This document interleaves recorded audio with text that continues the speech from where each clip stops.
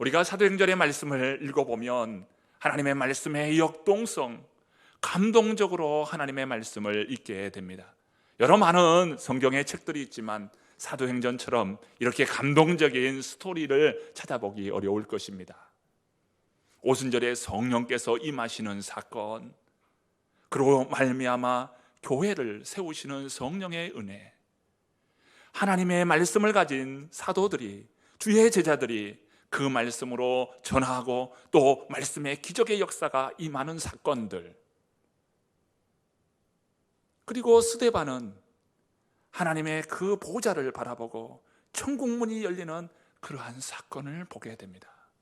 뿐만 아니죠, 이 하나님의 말씀을 가진 제자들이 이제 복음을 전하는데 사마리아와 광야로 가서 하나님의 말씀을 전하는 빌립의 이야기 등 그 말씀들이 감동적이고 역동적인 하나님의 말씀의 역사를 보게 됩니다. 오늘 본문도 그렇습니다. 아주 감동적인 하나님의 임재 가운데, 주의 임재 가운데 들어가는 한 인물을 만나게 됩니다. 이처럼 사도행전은 감동적인 스토리가 이어집니다. 그런데 자칫 우리가 감동적인 사건, 감동적인 어떤 사람들의 행적들, 이런 것을 주목하다 보면 중심을 잃어버릴 수가 있습니다. 사도행전의 이 역사들은 어떠한 역사입니까? 성령 하나님께서 주도적으로, 주권적으로 행하는 사건들이요, 또 하나님의 이벤트, 사건인 것을 보게 됩니다. 하나님의 사건, 성령의 사건인 것이죠. 성령이 오순절에 임하고 성령이 교회를 일으키고 성령 받은 사람들이 하나님의 그 복음의 사역을 감동적으로 증거하는 바로 성령의 주권적인 사건인 것을 오늘 우리가 놓치지 말아야 합니다. 오늘 말씀은 한 회심 사건을 말씀합니다. 사도 바울, 사울이 회심하는 사건을 기록하는 것이죠. 오늘 회심 사건은 기독교 역사의 획을 긋는 사건이었습니다. 기독교 역사 안에 여러 회심 사건들이 있습니다. 어거스틴의 회심, 루터의 회심, 깔뱅의 회심, 여러 회심들이 있어요. 그리고 그 역사 가운데 이 부족하지만 부끄럽지만 저의 회심 사건이 있고요, 저만 있나요? 우리 성도님들의 회심 사건들이 다 있습니다. 그런데 오늘 본문에 나타난 이 사울의 회심 사건은 기독교의 최고의 회심 사건이라 말하는 데에 누구도 부인할 사람이 없을 것입니다. 기독교 역사의 획을 긋는 한 회심 사건이 오늘 기록되어 있습니다. 자, 오늘 본문은 이렇게 시작합니다. 1절과 2절의 말씀입니다. 우리 같이 한번 읽어봅니다. 사울이 주의 제자들에 대하여 여전히 위협과 살기가 등등하여 대제사장에게 가서 다메섹 여러 회당에 가져갈 공문을 청하니, 이는 만일 그 도를 따르는 사람을 만나면 남녀를 막론하고 결박하여 예루살렘으로 잡아오려 함이라. 오늘 본문은 사울이라고 하는 말씀으로 시작합니다. 사울이라고 하는 이름의 뜻은 큰 자라는 이름의 뜻을 가지고 있습니다. 사울은 실제로 큰 자였어요. 사울은 이 여러 많은 사람들 가운데 큰 자라 칭하기에 참 모두 다 수용할 만한 그러한 인물이었습니다. 사울은 자신을 가리켜서 큰 자라 여겼어요. 실제 자신은 큰 자라고 여겼습니다. 그러면서 그는 자신의 자랑스러운 이력을 많은 사람들에게 이야기합니다. 자신의 자랑스러운 이력, 나는 이러이러한 사람이다 라고 하면서 밝히는 그 말씀이 빌립보서에 등장하는데요, 빌립보서에 자신의 자랑스러운 이력을 빌립보서 3장 4절부터 6절의 말씀은 이렇게 기록합니다. 그러나 나도 육체를 신뢰할 만하며 만일 누구든지 다른 이가 육체를 신뢰할 것이 있는 줄로 생각하면 나는 더욱 그리하리라. 그러하리니 나는 8일 만에 할례를 받고 이스라엘 족속이요 베냐민 지파요 히브리인 중에 히브리인이요 율법으로는 바리새인이요 열심으로는 교회를 박해하고 율법의 의로는 흠이 없는 자라. 바울은 세상의 이력을 말하자면 나는 누구보다도 자랑할 만한 것이 있다는 것입니다. 그러면서 자신을 자랑스럽게 소개합니다. 여러 많은 사람들이 육체를 신뢰하냐? 나는 더더욱 육체를 신뢰할 만한 그런 이력을 가지고 있다고 이야기합니다. 그러면서 쭉 설명을 하는 것이죠. 그런데 왜 이런 이력을 이야기합니까? 나는 예수 그리스도를 만난 이후로는 이런 모든 것을 다 해로 여기며 배설물로 여겼다고 했습니다. 그러면서 예수 아는 지식을 가장 고상하게 생각한다고 사울은 자신의 이력을 소개해요. 그러니까 이 이력을 소개하면서 다른 사람 보라고 난 이런 사람이라고 말하고 싶은 것이 아니라 예수 만난 이후로 나는 이런 모든 지식을 해로 여기게 되었다고 이야기합니다. 예수만이 그의 지식의 전부라 고백하는 것입니다. 여러분, 사울은 이런 자였어요. 이렇게 큰 자였습니다. 바리새인 중에 바리새인으로서 유대 정통주의자였어요. 길리기아 다소 출신으로서 헬라 문화와 철학을 겸비한 사람이었습니다. 로마의 시민권을 가진 자로서 로마의 철학과 로마의 법과 또 로마의 이 정치를 잘 아는 자였습니다. 그러면서 그는 최고의 학부인 가말리엘 문화생이었다고 사도행전 22장에 말씀하죠. 바울은 참으로 대단한 이력을 가지고 있었어요. 특별히 그는 구약 성경에 대해서 능통한 자였습니다. 유대 정통주의자, 바리새인 중에 바리새인이었죠. 그러니까 구약 율법에 정통한 자였어요. 그러면서 구약에 계시된 하나님에 대한 이해를 충분히 가진 그러한 사람이 바로 사울이었습니다. 그런데 어느 날 자신의 귀에 예수라고 하는 그 인물에 대해서 듣게 된 것이에요. 뿐만 아니라 그 예수가 메시아라는 거예요. 그리고 예수를 메시아로 고백하는 사람들, 제자들이 있고 그 제자들로 말미암아 예수님을 믿는 사람들이 기하급수적으로 늘어나게 되었다는 소식을 듣게 됩니다. 사울은 그저 가만히 그 소식을 듣고 있을 수가 없었어요. 그는 자신이 옳다고 생각하는 것에 대해서 행동하는 사람이었어요. 사울이 이해한 예수는 누구일까요? 사울은 어떻게 예수를 이해했을까요? 사울이 이해한 예수는 저주받은 자의 표상이었습니다. 사울은 저주받은 자라, 예수는 저주받은 자라고 사울은 이해했습니다. 그는 율법에 대한 충분한 이해가 있는 사람이에요. 신명기 21장 22절과 23절의 말씀입니다.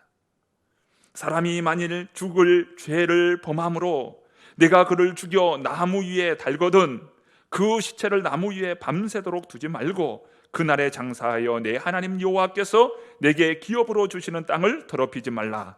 나무에 달린 자는 하나님께 저주를 받았음이니라. 사울은 나무에 달아 죽인 예수를 하나님이 저주한 그러한 자로 이해했습니다. 한번 생각해 보십시오. 저주받은, 하나님으로부터 저주받은 자인데 그가 메시아라는 거예요. 메시아라고 하는 거예요. 그러면서 그 메시아라고 믿고 따르는 자들이 기하급수적으로 일어나는 겁니다. 사울은 가만히 있을 수 없는 것입니다. 그래서 결단한 것이 무엇입니까? 스데반을 죽이는 데에 앞장선 겁니다. 사울은 스데반을 죽이는 데에 앞장섰어요.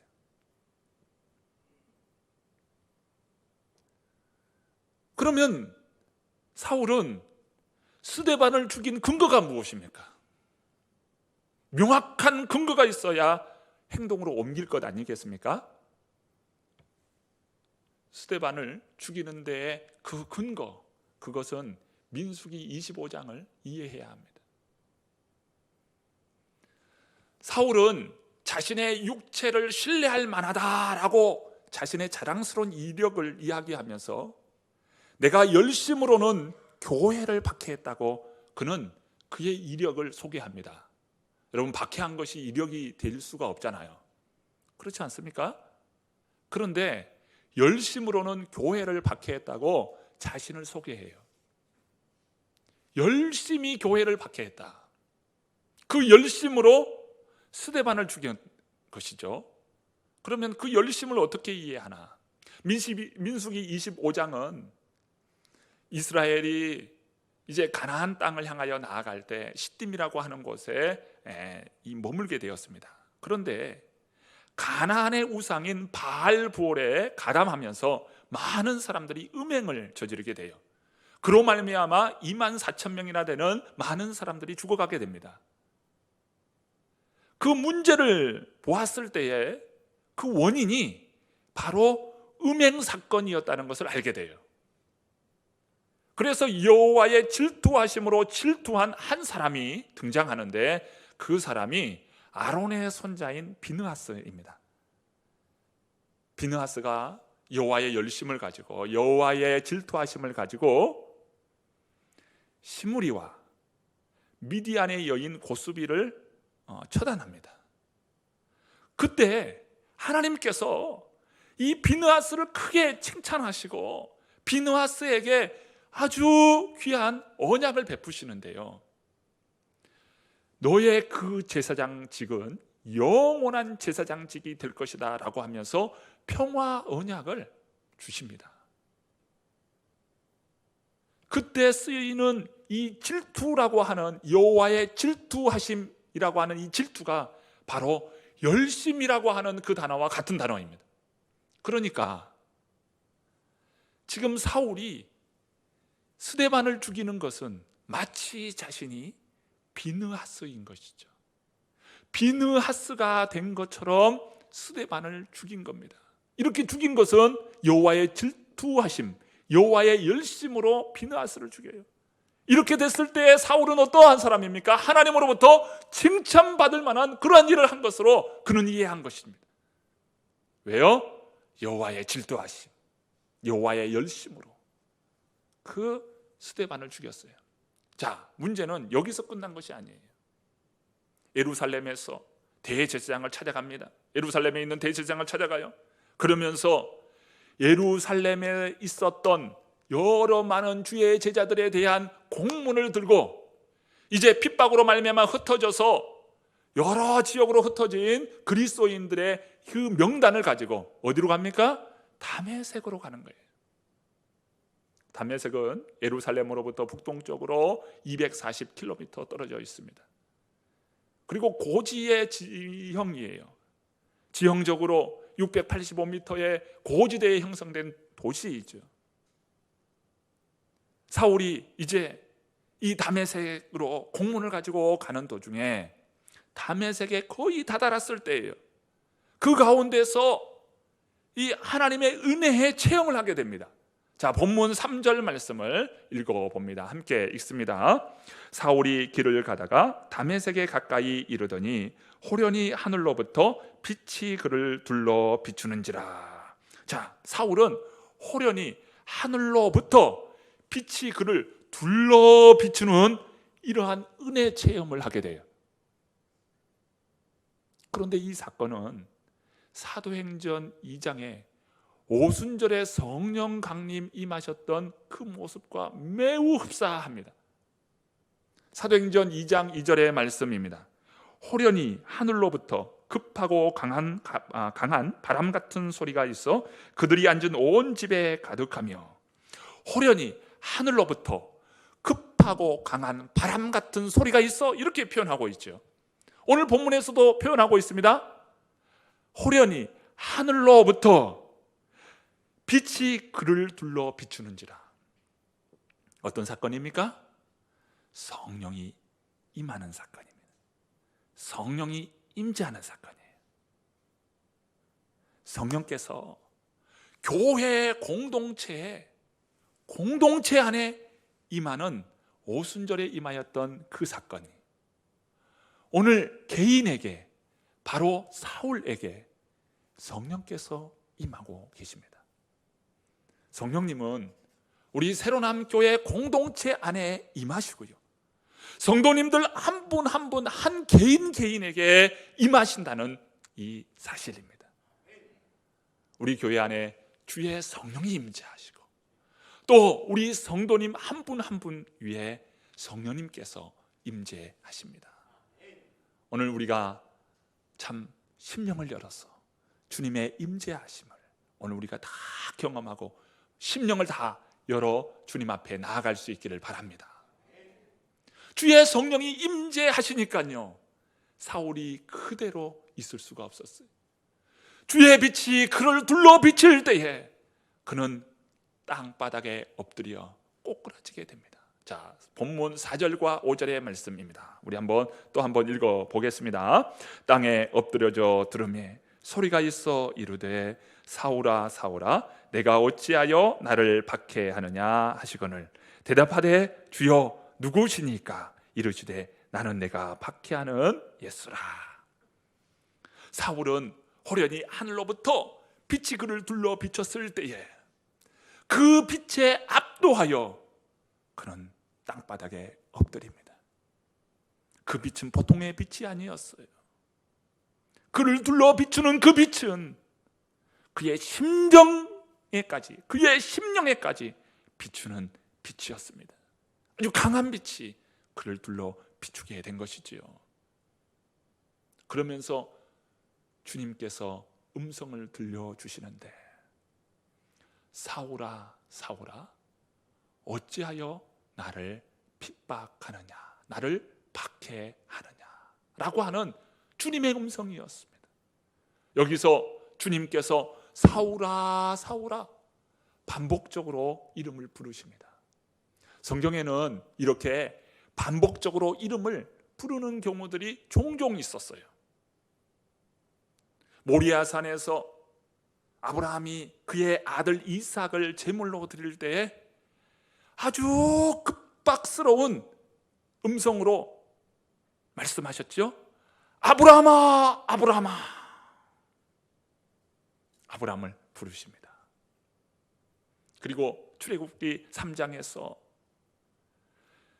불은 붙었는데 타지 않는 떨기나무에서 모세는 너무도 아주 희한한 광경을 보게 됩니다.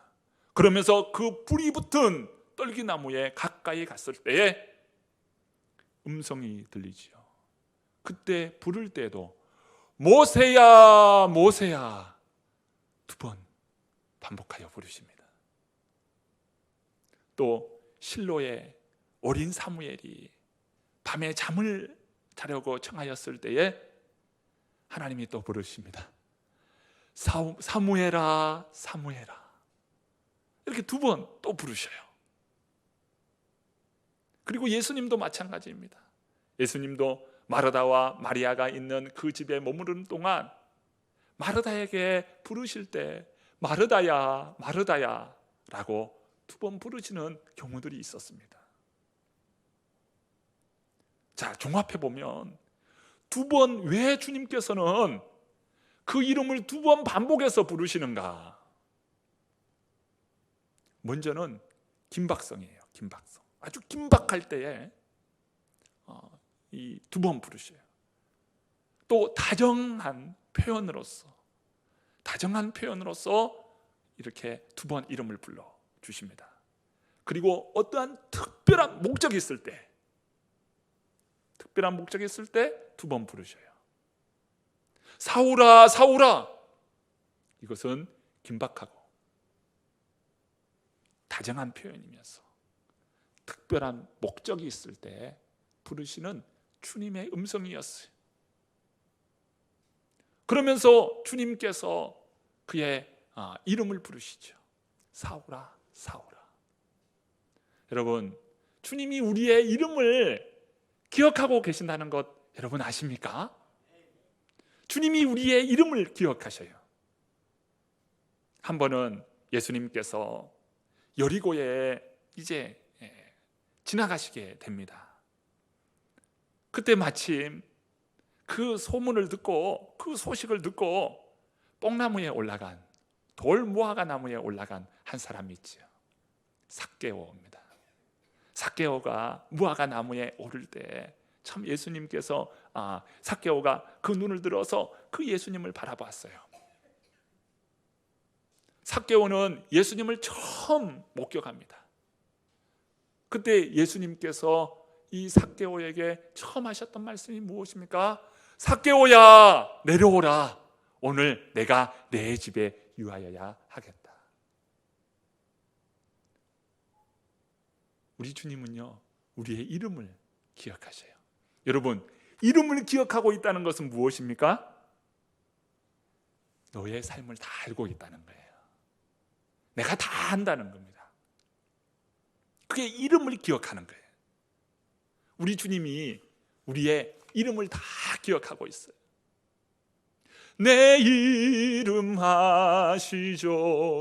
내 모든 생각도 아바라 부를 때 그가 들으시죠. 내 이름 아시죠? 내 모든 생각도 내 흐르는 눈물 그가 닦아주셨죠.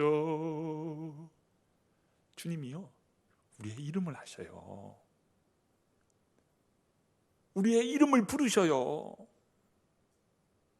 사울은 그때까지 예수님을 일면식도 없었습니다.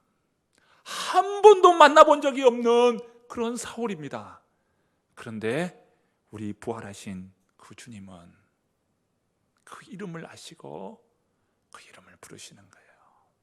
사울아, 사울아. 그러시면서 주님께서 왜 어찌하여 나를 박해하느냐. 여기에는 두 가지 의미가 있어요. 왜 나를 박해하느냐? 어찌하여 나를 박해하느냐? 여기에는 두 가지 의미가 있어요. 첫 번째는 나는 너를 사랑한다는 의미입니다.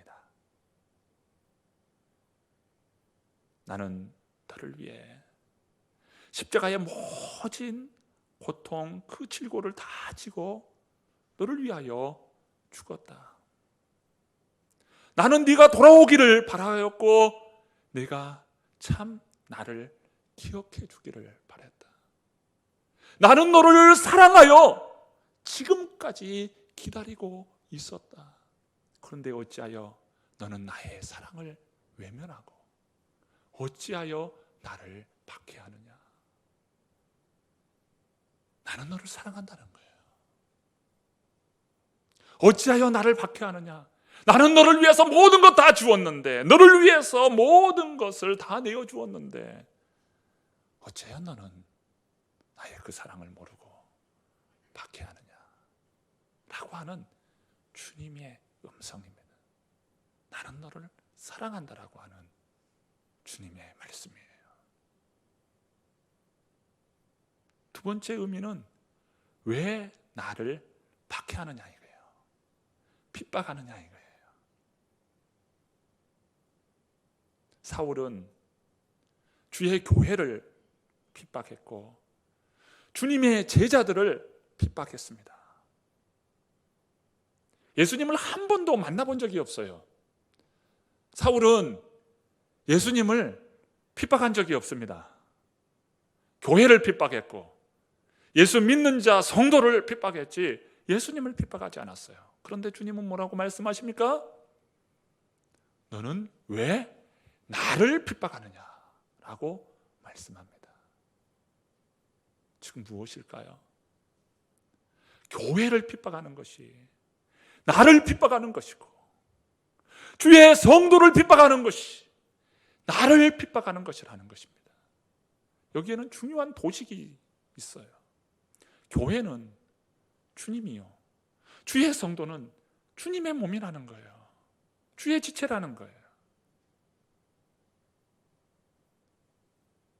사울은 여기에서 고꾸라집니다. 교회를 핍박하는 것이 주님을 핍박하는 것이고, 주의 성도를 핍박하는 것이 주님을 핍박하는 일이구나.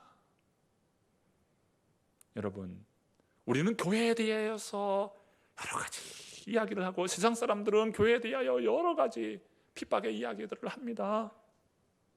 몰라서 그러는 것이지요. 교회는 주님의 몸이에요. 교회는 그리스도 몸이라는 것입니다. 성도를 막 비난하고 성도를 막 모함합니다. 여러분, 주님이 그것을 보고 계신다는 거예요. 또 한편으로 우리가 주일이면 교회에 나오시고 또 성도님들 함께 대하잖아요. 여러분, 이 대하는, 오늘 이 공동체 안에서 이루어지는 일들은 주님을 대하는 것입니다. 할렐루야. 그러니 서로가 주님을 대하는 그 기쁨, 주님을 섬기는 그 은혜, 이것이 교회 성도들 간에 있어야 함을 믿습니다. 이럴 때 주님이 기뻐하시는 것 아니겠습니까?